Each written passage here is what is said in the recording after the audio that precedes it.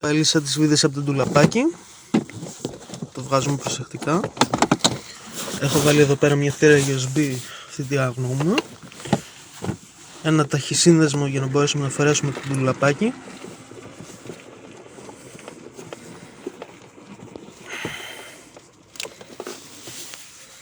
Ένα φως που είναι για το πόρπαγας κανονικά.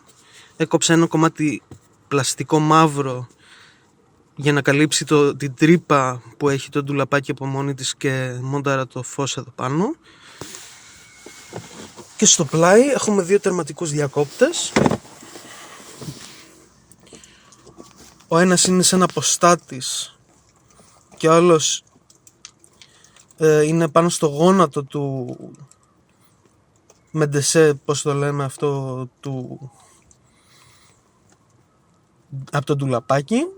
Και όταν ανοίγει το ντουλαπάκι, θα στο δείξω σε λίγο,